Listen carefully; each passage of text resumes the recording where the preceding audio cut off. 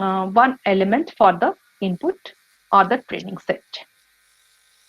In case of regression, the difference is this yi is an element of r, that is a real number. It can take any value, any real value. Whereas in case of classification, yi is an element of finite sets depending on how many classes are there, is precisely an integer. Okay. Now we say that n-dimensional sample space, n-dimensional input, n-dimensional feature.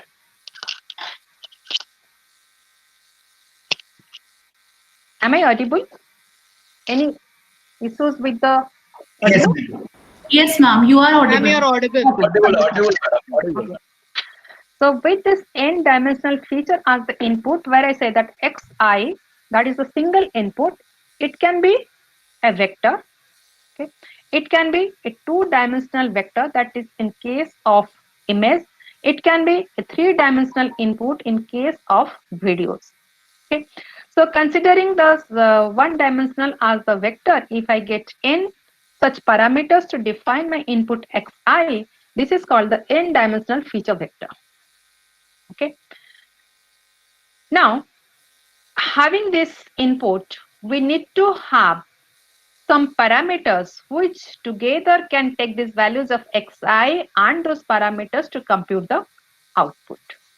So if I have n parameters as the input, accordingly I need n parameters as the weight vector to compute one particular output.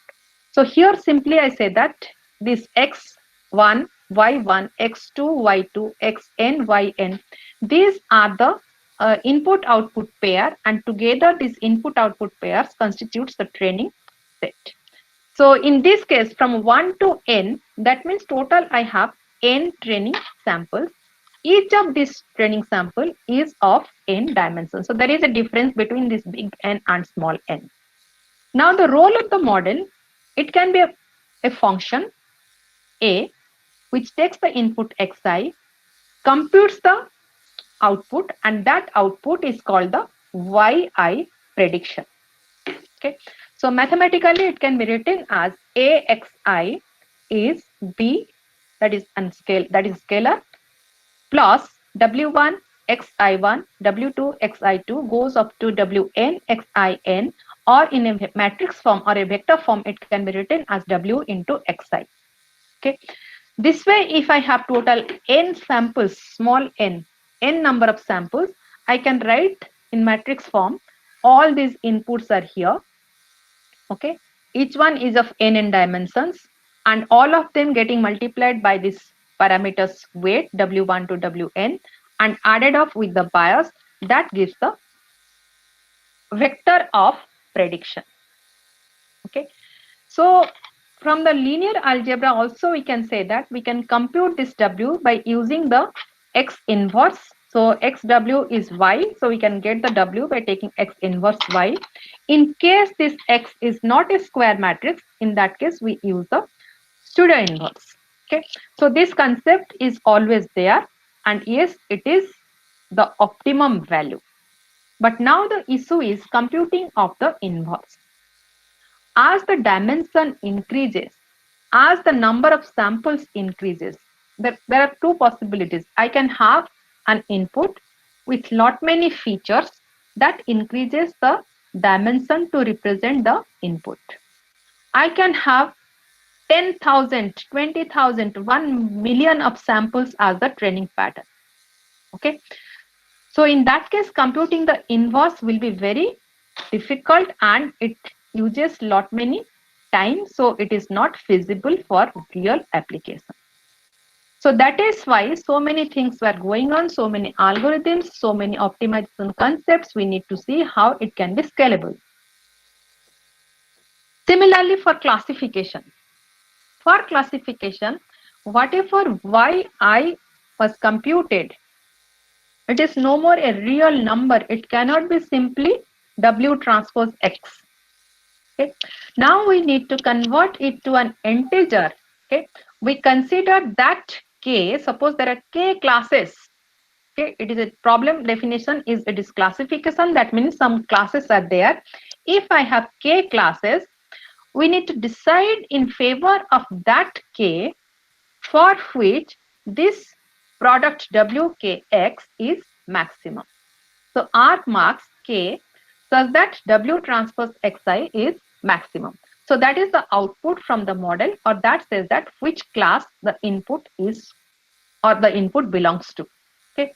So total number of parameters, we can think that the bias plus how many classes are there. So one of the class will have n plus 1, that is n number of weight values. One is the bias, that is B, total n plus 1. If there are k classes, then total I'll have these many parameters to be optimized through a loss function and through an algorithm. Okay. So the simplest loss function is, many of you are familiar to this one, that is the mean square error. Okay. If I have n patterns, then for each of these patterns, I get how much is the error, sum of this absolute square. So you can compute the absolute value, and then it is the mean value, we get the mean square error. Okay. Now the next step is to reduce it. Okay. But the simplest way to reduce it is to take the derivative. Okay, that is from the standard calculus. We take the mean square error, compute the derivative, and accordingly we modify the weights. Okay. In case of classification, okay, what happens? This AXI is no more a number. It is either 1, that means it is rightly classified, or it is 0, that means it is false. Okay.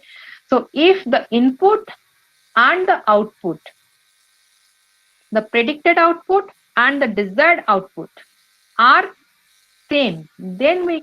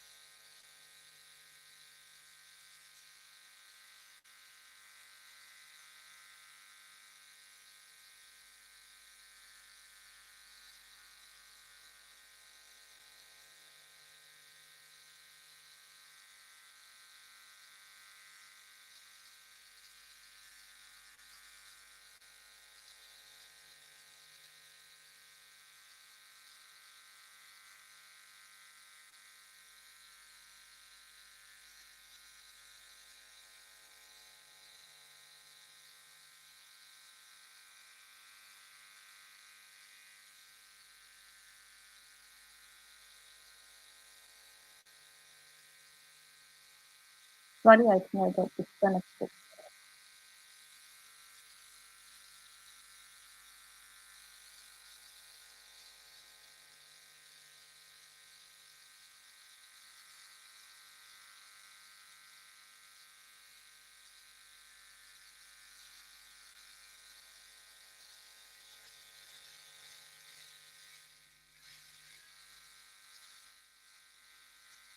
Yes. So we're discussing here when it is not a continuous function. So in case of classification, what we get is either it is 1 in case of the predicted class and the actual class are matching, or it is 0 if they are not matching. So in this case, when I get 1 or 0, the function is not differentiable. Okay. So one of the requirements is to get a cost function or loss function which is differentiable, so that considering that differentiation amount, we can optimize the parameter. So when it is not differentiable, in case of classification, we consider another loss function which is called the cross entropy. Okay. So in case of regression, the loss function mostly it is mean square error. There are other loss functions also. On the other side, in case of classification, we use the cross entropy as the loss function. Okay. So here, how to consider this cross entropy, or that is the computation of softmax. Okay. So what is done that suppose you consider, let us consider that there are only three classes. A is equal to 3. When you have only three classes, okay, let there are the outputs which are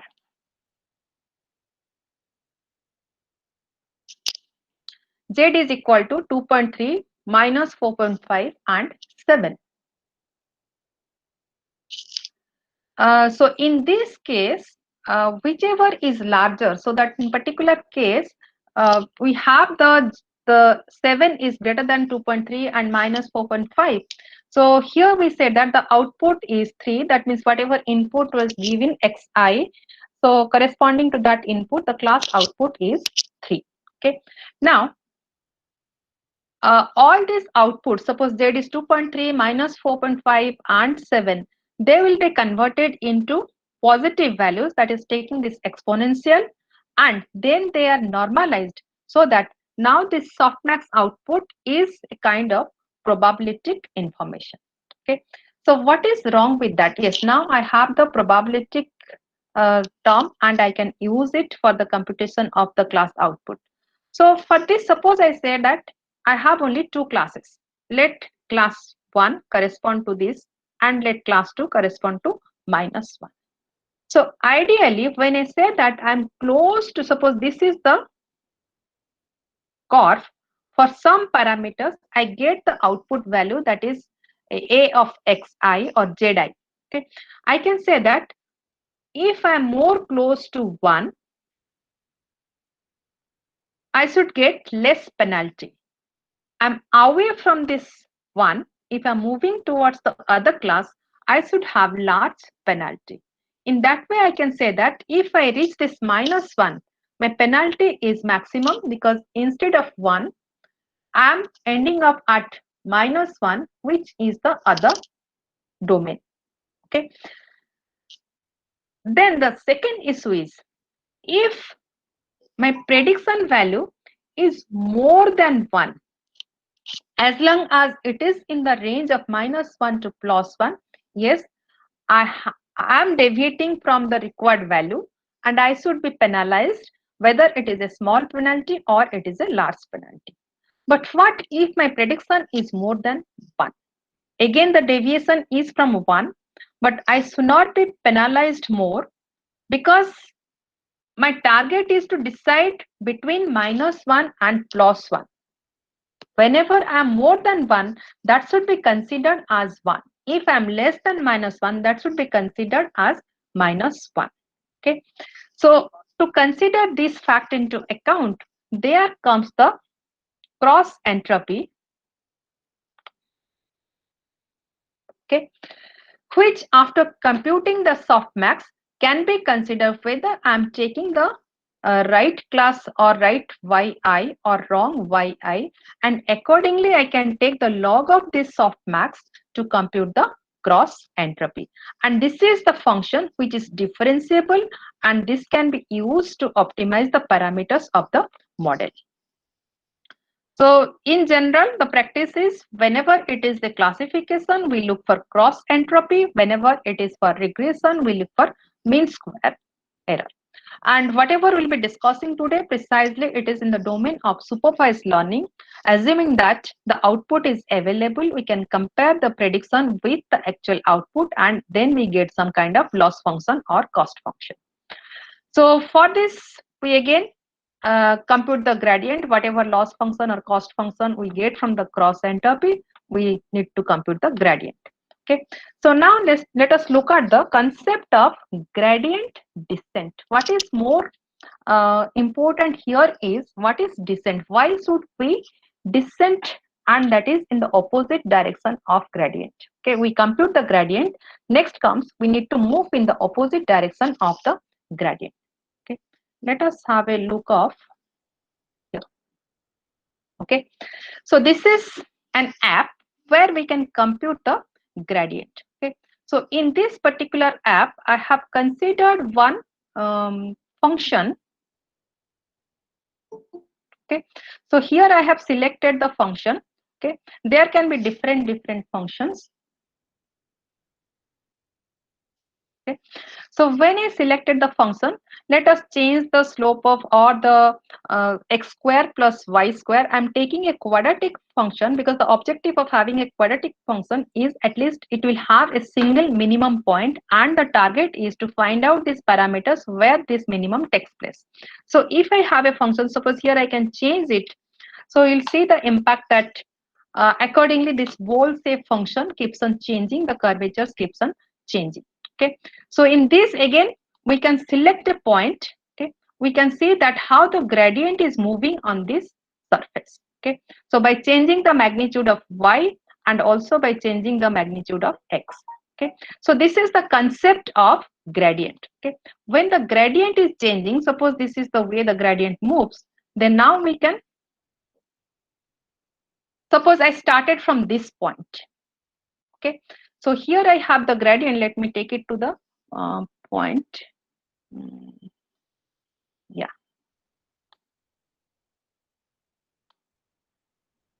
So this gradient can be projected onto the x and y axis. So here x and y axis are the two parameters which decides the output. Based on that output, I have the loss function or the cost function, that is the z value. The goal is to minimize the z. So you can see here, you can get a feel that when you have the gradient, if I move in the direction of gradient, the cost function will keep on increasing. So if I move in this direction of gradient, the cost function keeps on increasing, or z value keeps on increasing. If I go in the opposite direction of gradient, then the cost function will gradually reduce, and ultimately if I reach the bottommost point, you'll see that gradient magnitude is now 0. That is for x0 and y0, all these values will be 0. Okay, so the target is to get this kind of analysis and move in the opposite direction of gradient, so that ultimately I get the minimum point, that is the corresponding to these parameters x and y, and for which the loss function is minimum. So again, another concept is also to have the quadratic expression, that is to have a convex surface for which the global minimum exists. And second thing is also sometimes we do the analysis, that is particularly when you decide for the image applications. Okay, in case of image applications, we look for the Hessian analysis. Okay, so when we talk about the gradients, there can be two things. Sorry. Okay, there can be two things. One is the minimum, and another is the maximum. Okay, so the Hessian analysis that says whether I am at a minima or I am at a maxima. Okay, here I am showing a simple model for which I have a single minima. When I deal with complex models with multiple parameters, there are chances of having multiple minimas and multiple maximas, and then how to compare between the minima point and maxima point, because at both the points we'll have the gradient equal to 0, whether it is minimum or maximum.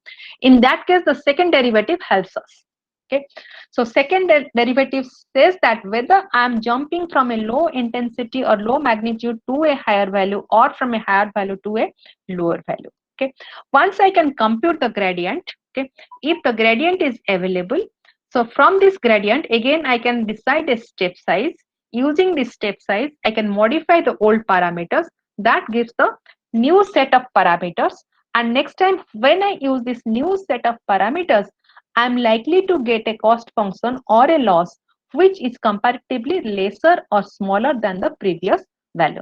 That is the whole goal of this gradient descent concept, and which is very powerful. And whether it is artificial neural network, or it is we speak about multi-layer perceptron MLP, or we speak about deep learning, everything is again from these gradient descent algorithms.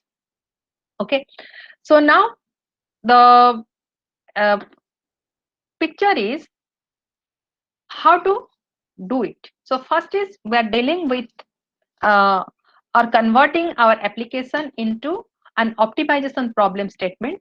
So we have to declare the loss function, whether it is the cross entropy or it is the mean square error function, or it can be anything else. Okay. Then we need to initialize the model. So here is the first step, that is the model initialization. So this 0 is the very first step, that is the 0th step. Okay. We need to come up with the step size, which is also called the learning rate. Okay, so with this learning rate, with the initialization, we compute the mean square error, or it can be anything, that is a cost function. In general, we compute the cost function. Take the differentiation of the cost function, take the step size, modify the parameters, and modify the and calculate the output subsequently. Okay, so for many different parameters, many different applications, this works well. So now there are many challenges: how to select this learning rate, how to decide how to go for initialization, how to decide the network or architecture size, what is my W, what is which loss function will work. Again, there is no rocket science, there is no philosophy behind it. Everything is partly trial and error, partly experience. Okay. Now coming to multi-layer perceptron. Okay, when I speak about multi-layer perceptron, so basically again it is again the supervised concept. Okay, so considering the simplest approach, I have two classes. Maybe the classes are this positive belongs to one class and the negative belongs to one class. Then the target remains to find out this decision boundary between the two classes. Okay, so this decision boundary when I have two classes is simply a straight line. If I have more classes, okay, then that suppose it is three classes, then that can be a plane. If it is four class, then it can be a three-dimensional plane. So that those are called the hyperplane. Okay, and this is a situation which precisely is called the linear classification. That means I can have a straight line, I can have a hyperplane which will separate out the samples from one class from the other class. Not necessarily this kind of plane or linear curve is sufficient to complete the analysis. Okay. For example, here in this figure, okay, there are classes, again two classes, but this positive and the negative are arranged in a way or are in a way so that a single line is not possible. In that case, I need to have at least three lines for this kind of configuration. Suppose Z1x, Z2x, and Z3x. And then I need to deal with all these Z1s to see that what should be the output, so that I can say that yes, using these three lines, whatever I'm getting inside of these three lines, or these three lines can be considered as the boundary for class 1, and outside that I can have the samples for class 2. Okay, so in this class, having only one set of computation, that is from the input to the output by using these parameters, is not sufficient. We need to consider two levels of computation. Suppose the first level, that helps me to get the values of Z1, Z2 and Z3.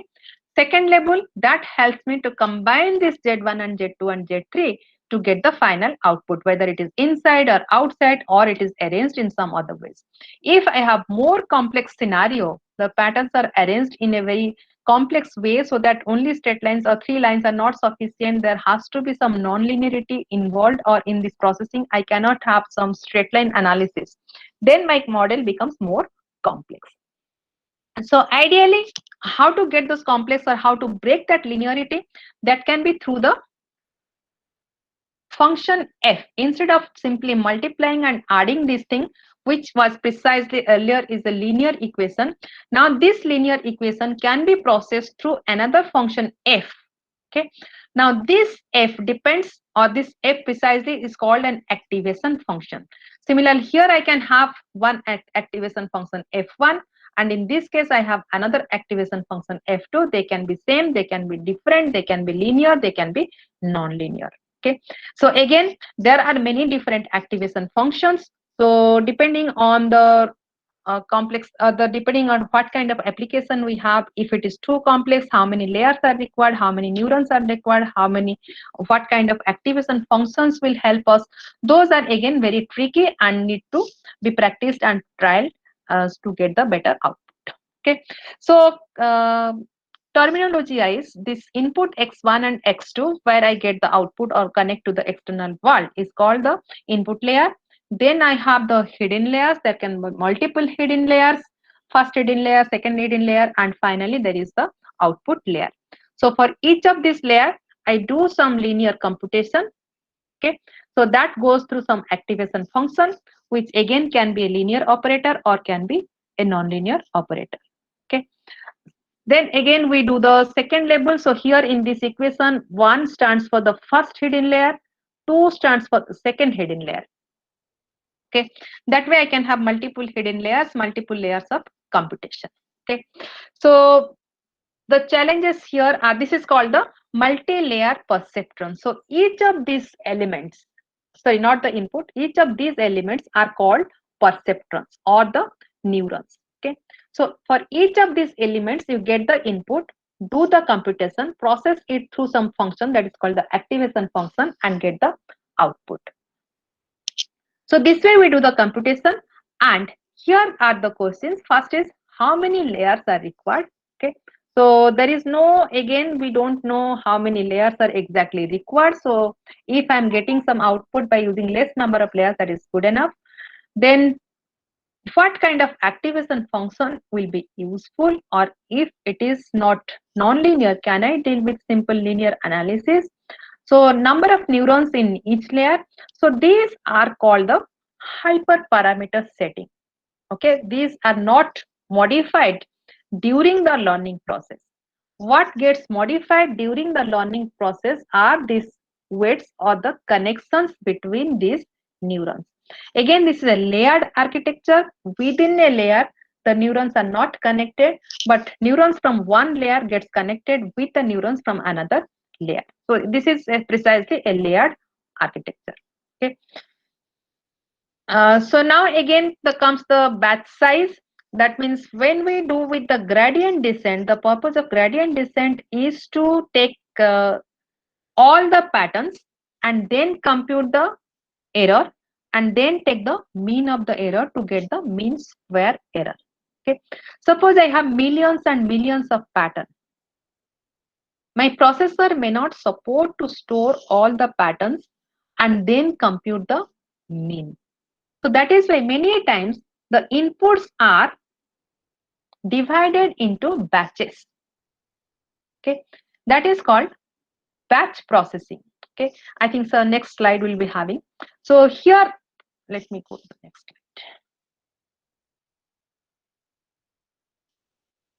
slide. Yeah, so precisely this is the flow diagram. Okay, get the input, use the parameters, compute the linear output, pass it through the activation function, get the output for one neuron. Do this for all the neurons in one layer. Okay, then whatever output you get from that layer, pass it to the next layer. Again, use the parameters of the next layer, compute the linear output, pass it through the activation function, compute the final output. Then we may have the softmax and compute the cross entropy as the loss function. How to evaluate the prediction? Gradient computation. As you know, the gradient computation is readily available for the output layer where we have the desired value. We can take the difference, we can get the error. So then we can compute the mean square error and we can take the loss function. We can do the derivative of mean square error. Okay. So if that is not there, if the output layer, so for this layer that is not an issue, we can compute the gradient, we can modify the parameters, we get the updating of the parameters and we get the output. Now how to do it for the neurons which are not having any connection to the outside world, for which we cannot get the error. Okay, so there works the chain rule. Okay, or based on this we get the back propagation algorithm. How to compute this gradient descent, a generalized approach that is called the back propagation. So first of all, we get the error. Suppose this is, there are 4 layers. Okay, layer 1, 2, 3, 4. So A4 is the output here. This is my A4. So for this fourth layer, I get the output. I know what is my desired output. So I get the error, that is del 4. Now, if I want to take the derivative of this one with respect to the nodes here, that is del 4 upon del of Z3. I can use the chain rule which says that I'll add this at the denominator and then at the numerator. Okay. Again, I'll have uh, another this one at the denominator, this at the numerator. Again, I'll have this one at the denominator and this one at the numerator. This is called the chain rule. So originally I was having this and I was having this. Now something is getting divided, something is getting multiplied. Now if you look at each of these components, okay, so here I can differentiate this, I can get this value, okay, that is whatever activation function I have used, derivative of that activation function. Again, here also I have another derivative of the activation function. And this is precisely 1 and this one is the weight value. So why it is called backpropagation? Because this del, which is at the layer 4, is getting propagated in the backward direction through the parameters here, that is theta 3. Okay. So this del is getting propagated in the backward direction and then getting multiplied with the derivative of the activation functions. Okay. So that is why in case of backpropagation algorithm, which again is based on this gradient descent concept, we need to use the activation function which are differentiable. If a function is not differentiable, that cannot be used for backpropagation learning.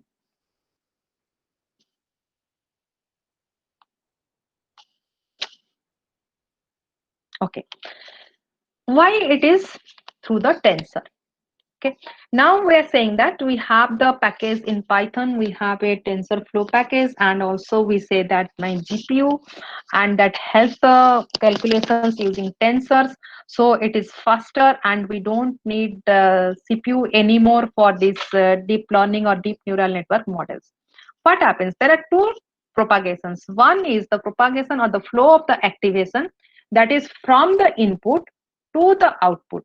Okay, till you get some kind of comparison with the desired output and we get the error.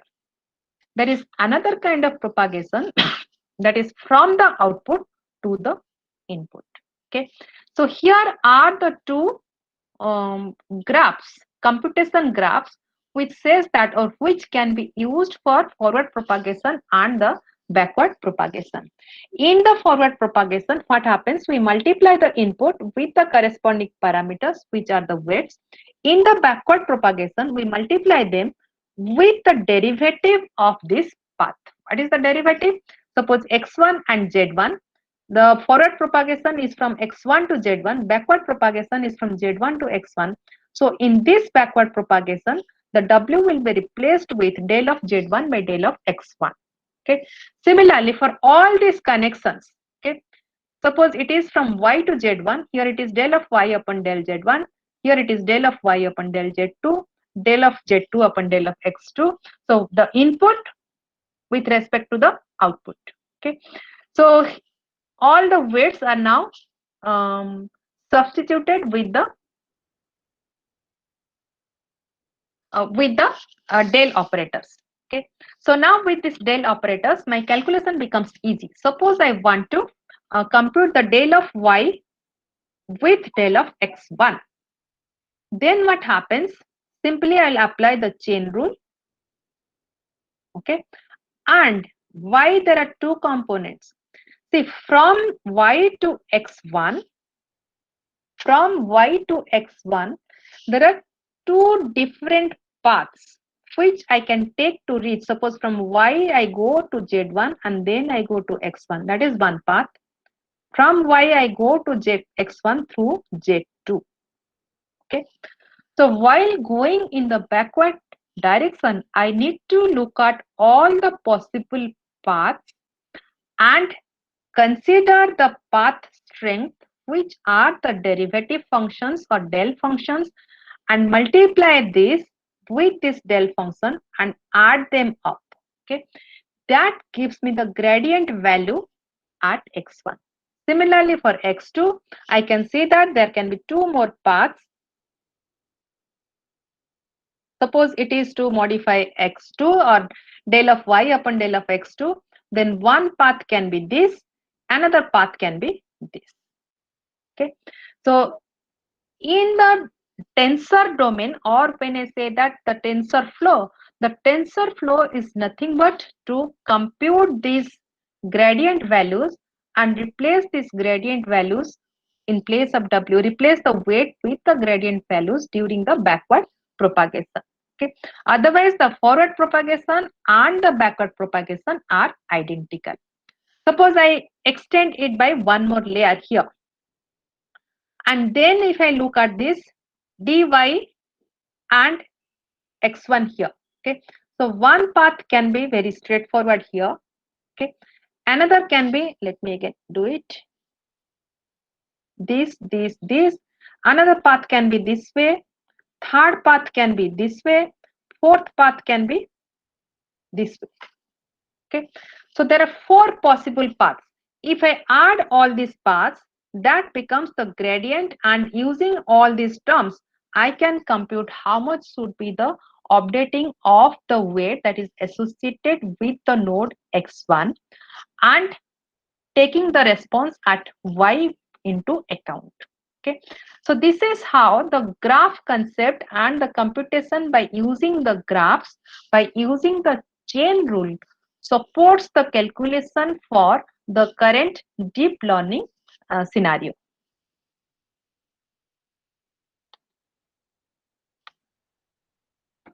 Okay, so these are precisely the stepwise what happens. So first is the forward pass, then comes the backward pass, then computation of graphs are used as tensors for fast, efficient and automatic calculations.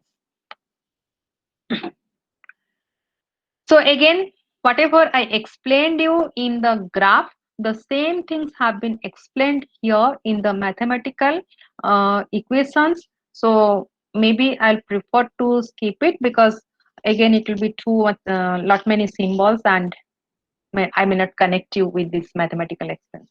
So there are variants of the gradient descents. So one of the approach is the stochastic gradient descent. Okay.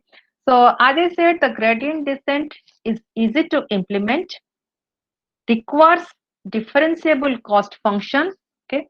Cost function or the loss functions what I am using need to be a differentiable function. Okay. However, if the data size, the sample size, training set size is too big, the dimension of input is too big, then computation of gradient will be too slow. Okay. For big data, for huge number of samples, the gradient descent becomes slow. Okay. So in that case, if I have large number of samples, one of the suggestion is to use the stochastic approach. What is a stochastic approach? Instead of looking at all the samples and then computing the mean square error or the loss function, randomly pick one sample for each step. Each step means each updating step. Randomly pick the sample, compute the error, modify the parameters. The drawback is here, if the randomly picked sample is having the noise, then that may drive you in a wrong direction. So instead of stochastic gradient descent, another better choice is to look at the batch gradient descent.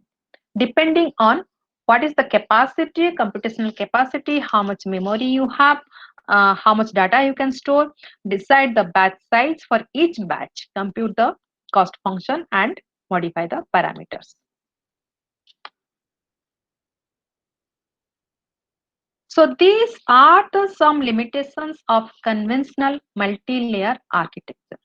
Theoretically, MLP architecture is supposed to do the mapping, any complex mapping between the input and the output. But reality is what happens if I have more than 2 to 3 layers, either implementation of algorithm becomes slow, or the weights are not updated properly. Okay, and that kind of problem is called the vanishing gradient situation. As I said you, this gradient, the loss function, gradient of the loss function, that del, keeps on flowing from the output side to the input side, and every time is get multiplied with the parameters or the weights. Okay, so with this multiplication, it may happen that the gradient magnitude, as it keeps on going backward direction, will reduce, and then it will be practically not effective. That situation is called the vanishing gradient. So if I have only 2 layers or 3 layers, it works, but having more than that, the gradient will vanish. Okay, and the second thing is the parameters get updated properly for the layers closer to the output side. But as we move in the backward direction, since the gradient magnitude decreases, the updating of parameters is not very effective. Okay, that is why the parameters are not updated equally. Okay, there are also some drawbacks. Subsequently, I'll show you that this kind of approach is not robust against any shifting or scaling of the input. Suppose I train the parameters for a particular range or magnitude of inputs. If I modify this to a different scale, the same parameters may not give the reliable output. Okay. So considering all these aspects, next comes what is, or what is the next solution? Okay, so far we know what is artificial intelligence, what is machine learning, what is multi-layer perceptron, or it is partly, I can say that. Now I'll introduce you what is deep learning. The same concept, whatever we are having for the multi-layer perceptron, is also being used in the deep learning, under which we have the models like convolutional neural network, recurrent neural network, or LSTM, long and short term neural network. But now suddenly how these models become so powerful, and why we believe that even deep learning is capable of doing better than the human being. Okay, so here again is a historical perspective of this. So it started sometimes in 1957 when the artificial intelligence term was officially accepted, though this concept of machine learning was existing. But from 1958 onwards, the era of neural network came into the picture, and people tried different approaches, starting from perceptron, then comes the Adaline, then the backpropagation, multi-layer perceptron, Hopfield. There are so many different networks. Okay, but this went on maybe till 2000 or 2005. Then the problems came with the computational requirement, with the volume of data, with the complexity, and suppose it is for the face recognition. Yes, we say that we can do the face recognition, but that is not the reality. Reality is it is not only the front view. You should get the recognition from any angle. So while dealing with the real scenarios, the complexity increases. So then gradually, what suddenly I think the first impulse that came, that is in the 2012, out of the context of, or the competition that was for the image net recognition of patterns or images. Okay, then there are few more. These are the incidents which were the historical milestones, or you can say that these are the achievement of this deep learning approach. And now we'll discuss why the deep learning. As I mentioned here, decades old discoveries are now electrifying. Why it is so electrifying? What is the basic difference? So when we say that deep learning, fundamentally the difference is with the architecture. The shallow architecture, on the other side, it is the deep architecture. The shallow is a fat and short, okay, having less layers but more neurons in the same layer. Whereas on the other side, we have a thin and tall, okay, more number of layers but less number of neurons. it is found that uh, having the same computational complexity, the thin and tall networks performed well as compared to the fat and short counterparts. Why that happened? There are many different concepts. Okay, so some of these concepts I can say that first is availability of volume of data. It is not only now machine learning, also we are looking at association between big data and machine learning. Okay, to achieve this artificial intelligence, but considering the support from the big data, that is enormous data is now available directly or indirectly. The data is being collected, data are pre-processed and made available for building a model. Okay, then we'll discuss the concept of weight sharing or the modularity. This is typically some architectural modifications. The learning aspect remains same. Parameter updatation or modifying the parameter is again through the same gradient descent approach, maybe stochastic, maybe batch processing. But there is a difference in the architecture, which says that by this kind of architecture, we can avoid the problem of vanishing gradient. Of course, it is also supported with GPU, graphical processing units. Okay, we'll also discuss why GPU is better than CPU. Okay, so we also have some better architecture along with some uh, new activation function, particularly the ReLU, rectified linear unit. Okay, so along with ReLU, also we have some variants of ReLU. So all these things together supported this new concept which is known as deep learning. Precisely, we'll have these terms: what is pooling, what is sorry, the concept of pooling, the concept of dropout, skip layers, and then considering the gradient. The gradient concept is now modified to with the other terms, that is Adam, Nadam, RMS. So all these new terms, little bit modification of gradient descent. Okay, nothing very different or very new concept, but with that again we have deep learning has become very powerful. First, let us discuss about the modularity. What is modularity? Consider the classification scenario where we have inputs, and precisely I'm talking about images now. So in this example, if images are the input and there are 4 classifiers, and we expect that classifier 1 will tell me which are the inputs are of girls with long hair.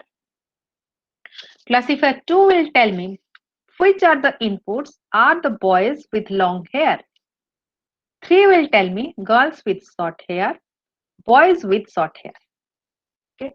So 4 things I want to know in my input. These are the possible things which can be given as the input to the model, and I need to identify this input by using 4 classifiers.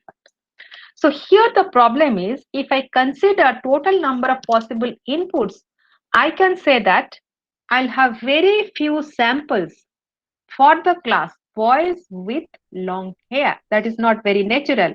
Similarly, I may have very few samples for girls with short hair. That is not very natural. So in this case, the class 1 and class 4, which are having sufficient number of inputs, can be trained appropriately, whereas class 2 and class 3 may not get trained appropriately. So that is why the conventional approach with the training patterns which are not properly available or properly recorded may affect the performance of the model. What is this deep neural network is doing? Each of these basic classes, suppose I have the classes, now they will be divided into models. Okay. So first we'll have the basic classifiers which can classify boys from girls.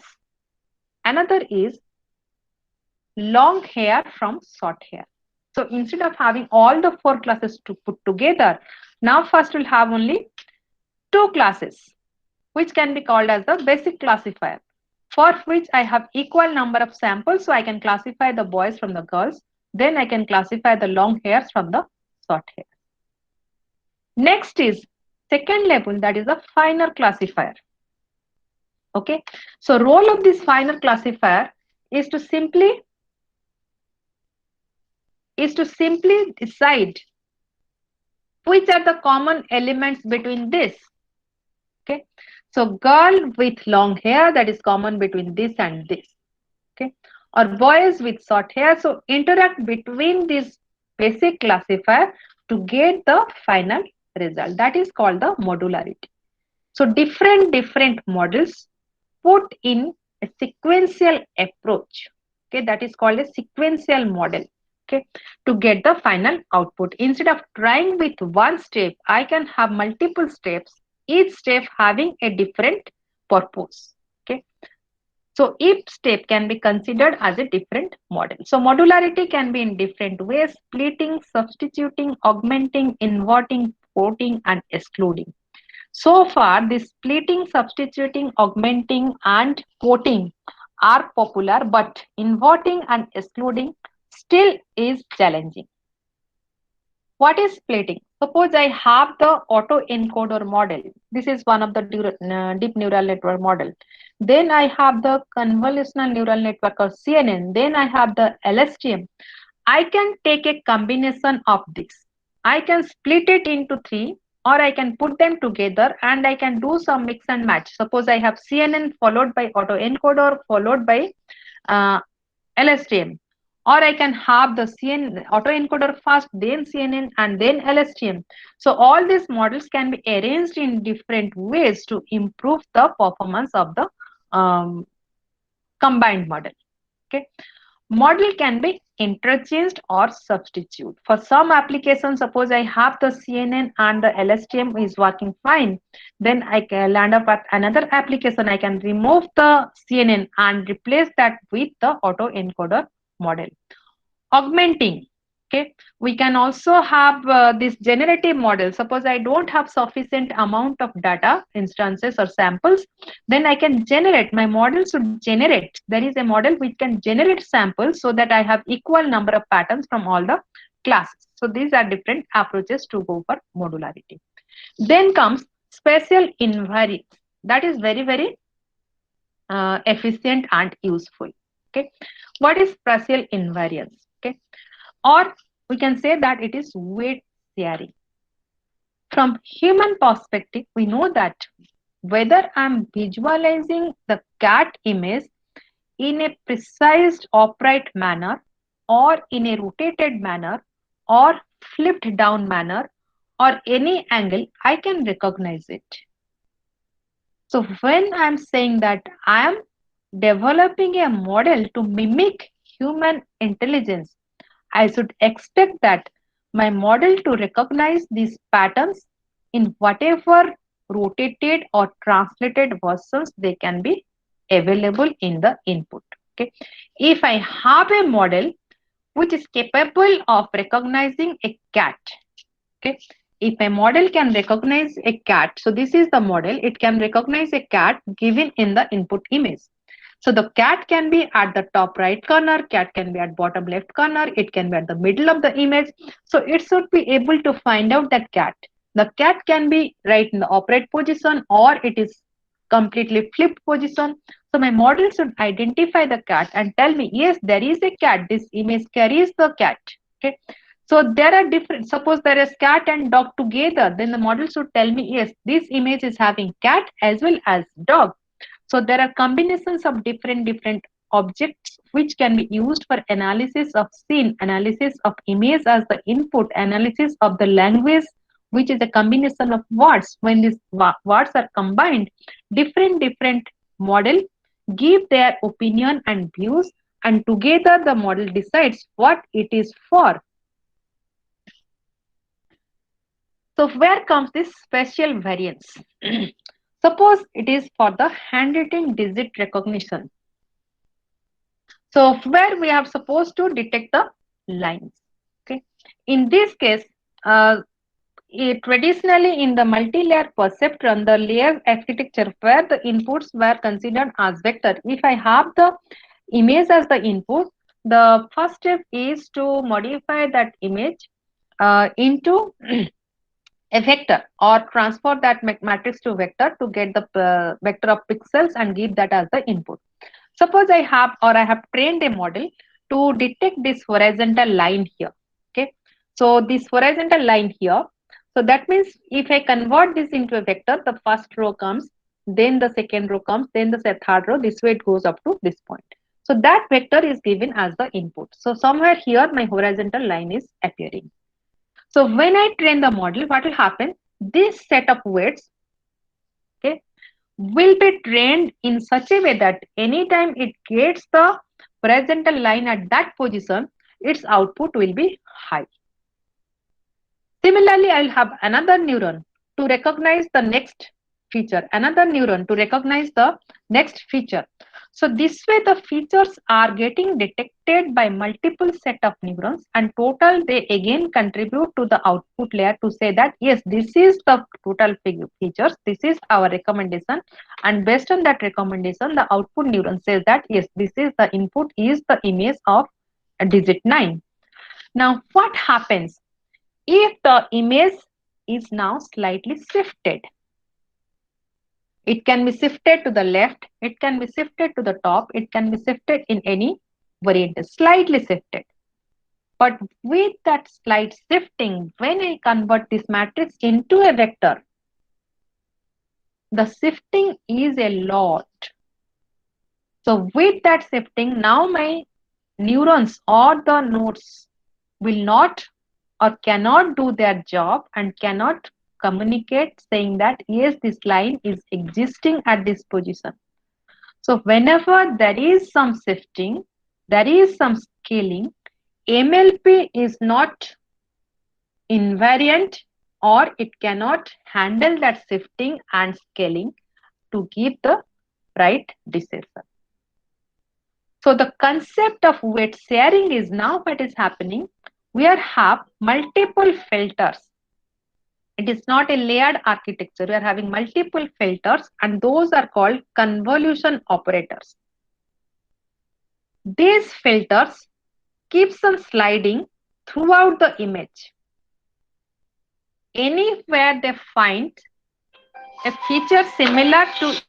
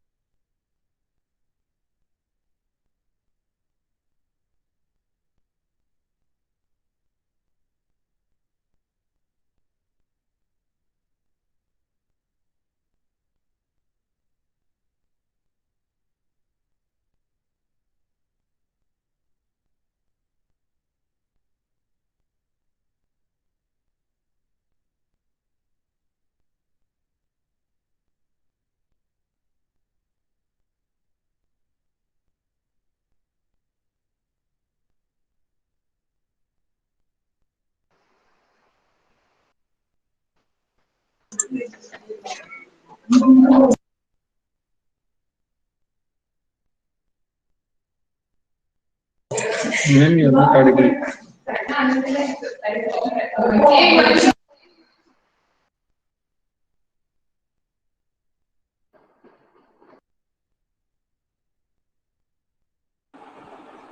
Madam, I think you are in mute.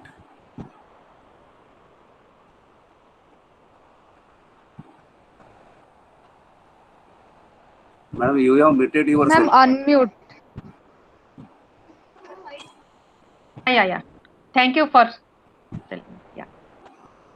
Am I audible now? Yeah, madam, yeah. Yes, ma'am. Yes. Yes, madam. Okay.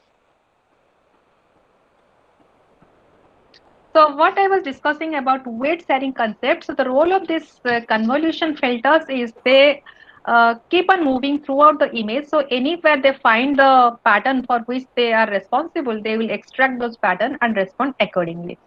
So here is the demonstration of that. So first is the convolution layer, where you can say that we have multiple convolution filters, and these convolution filters will from the single image, each one of these filter will generate their individual images. Okay, some may be responding to the horizontal edges, some may be responding to the loops, some may be responding to the vertical edges. So I get multiple such information. Okay, next step is to reduce the volume. So that is also done by the pooling layer. Pooling layer also partly helps to make the model translation invariance. What is it? Suppose I have this 4 cross 4 or 2 cross 2 matrix. From that only I'll extract the maximum, whether the maximum is at the bottom right corner, or it is at this corner, or it is at this corner, the output becomes 4. If I say the larger set of values and then convert that into a single value, then also if I do the maximum, I'll get the same value. So partly the pooling is to reduce the number of values or number of coefficients. Second, also in some sense, it supports or manages the distortion due to the shifting of the input image or object. So this way I can have multiple convolution and the subsampling or the pooling layer. So this is one pair of convolution and pooling. This is second pair of convolution and the pooling. And gradually at the end, always I'll have the same concept, that is the multi-layer perceptron concept along with the gradient descent approach. So detail of this convolution neural network again will be discussed tomorrow. Now comes the GPU versus CPU. In case of GPU, I said that the GPU is the additional support, that is the computational support from the semiconductor technology. So the difference is GPU is specialized for parallel computation and CPU is specialized for serial computation. GPU is a faster way to compute, okay, because it runs in parallel, but it cannot done variety of things. It can do simple things, okay, but at a faster rate. Whereas CPU can be considered for variety of things, multiple things can be handled by CPU, but in a sequential manner. In this case, as I said that the requirement is only to do the multiplication and addition, that too through the tensor operators. Okay, from one layer to another layer, again in the backward path from the output side to the input side. So GPU is sufficient. We don't have very complex computations. So we can deal with the GPU, whatever may be the depth, whatever may be the number of neurons, whatever may be the number of layers. Okay, another concept is dropout. What is the meaning of dropout? Suppose in one of the hidden layer, I have these many nodes or neurons. So at any point of computation, I'll consider only few of them and discard the rest. Okay, so this discarding again is with equal probability. That means if for some epoch I am discarding these three, next selection of input or next input, next step of updating, I can consider these three and discard other three. Okay, so this discarding of neurons again is with equal probability, but every time I discard, I get a new network model. It is not that I'm fixing the model right from the beginning and then doing the computation and then doing the optimization. In between, also I am trying with different architectures. So multiple architectures which are in some sense similar, but in some sense also different. That also helps in getting a better model. Okay, and in that way, the neurons sometimes they cooperate each other. Sometimes they become stronger by themselves, keeping in eye that maybe the next step computation I'll not get any support from a neighborhood from the previous one. So that way the computation becomes more robust and also faster because some of the neurons were dropping. So the computation also is less. Okay. Another concept is rectified linear unit. This will be capital anyway. So why it is better than the logistic? Okay. So the idea is to logistic is to give the or some kind of non-linearity in the calculation of the activations. Okay. So depending on this slope or depending on this kind of squashing function, we introduce some kind of non-linearity. But the range of this logistic is always between -1 and +1. Okay, and sometimes whether it is tan hyperbolic or this logistic function, sigmoid function, it is something like this, for which when I compute the slope, maybe at this part I get the larger slope, but towards these edges at the slope is very smaller, the gradient is almost negligible. Okay, when I use a function like this, there is no restriction on the gradient. Okay, so gradient can be large. I'm not restricting the output. Okay, so I can get better gradient. There is no saturation of this nonlinear function.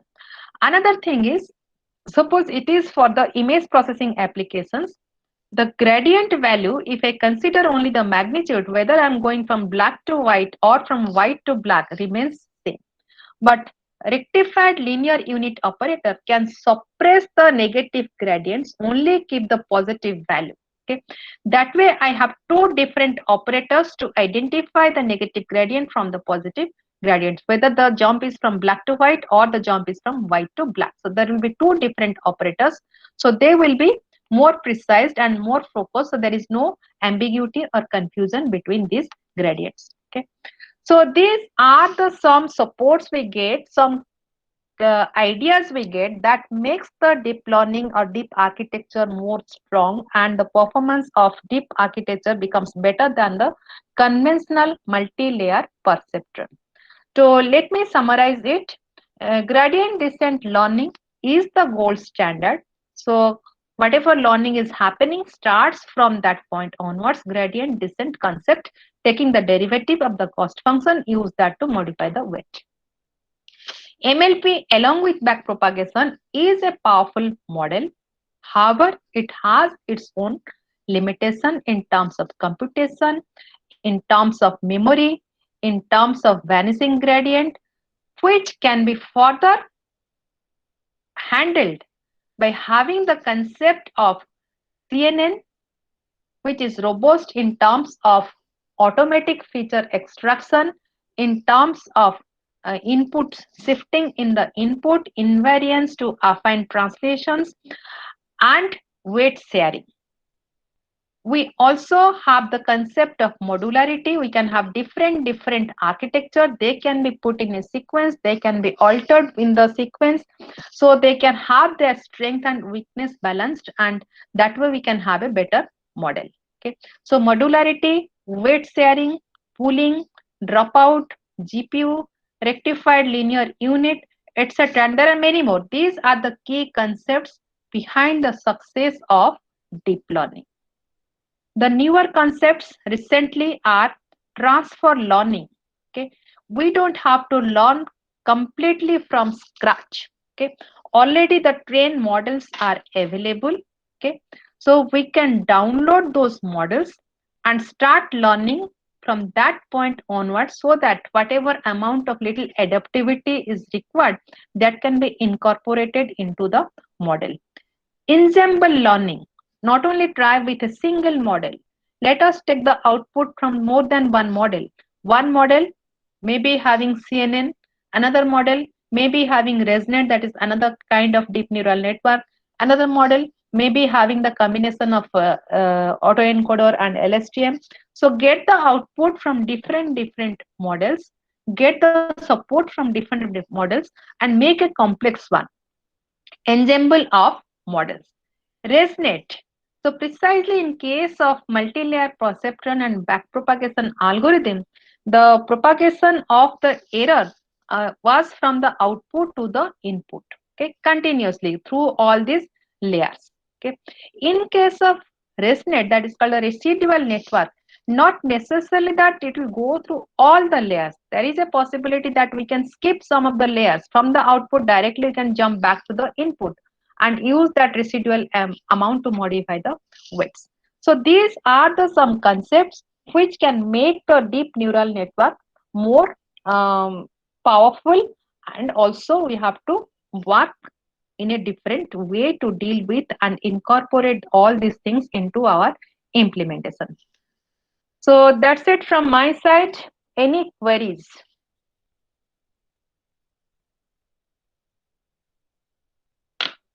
So now I welcome if anybody is having any queries related to this topic.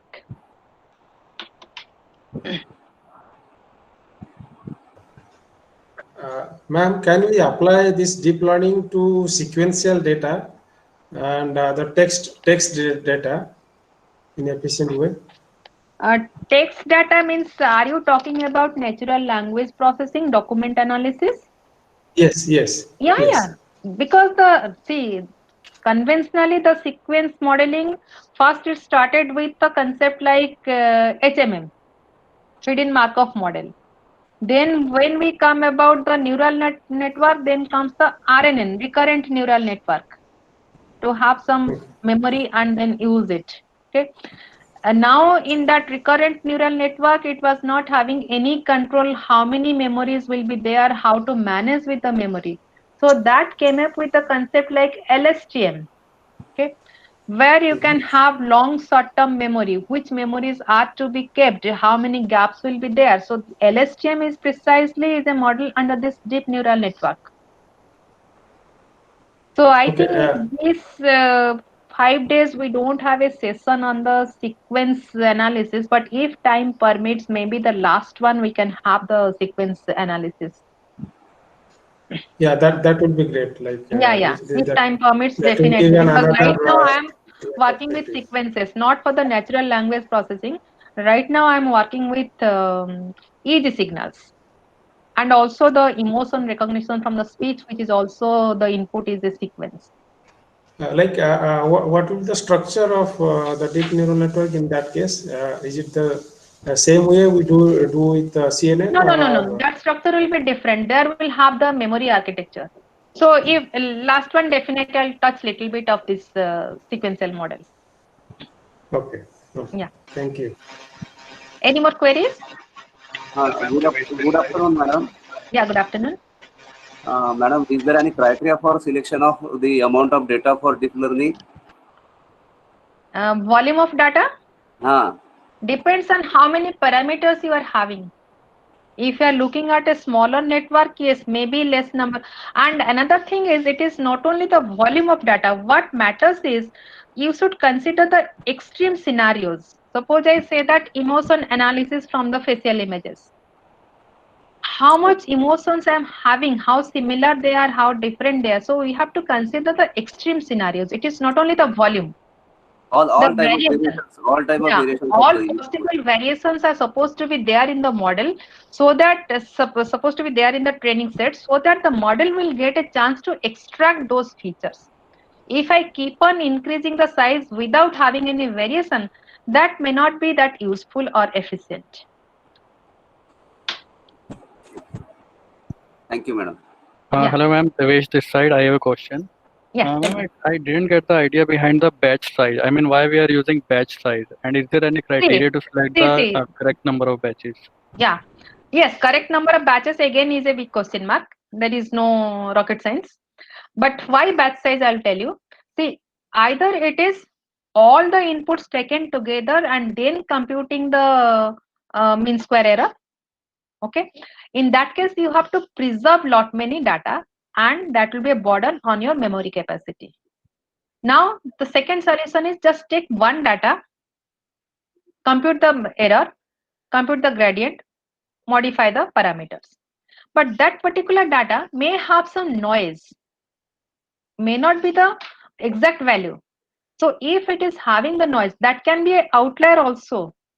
So if it is noisy, if it is an outlier, instead of putting it in the direct direction, the learning or the parameter modification in the right direction, it may deviate it. So that much computation will be wasted. So the third idea is to put them into batches, and the batch size precisely what your processor can support. Suppose I say 1000, then it will be little bit slower but less number of computation. If I say 1, then it will be faster, more number of computation, but sometimes it may deviate from the right path. If I say batch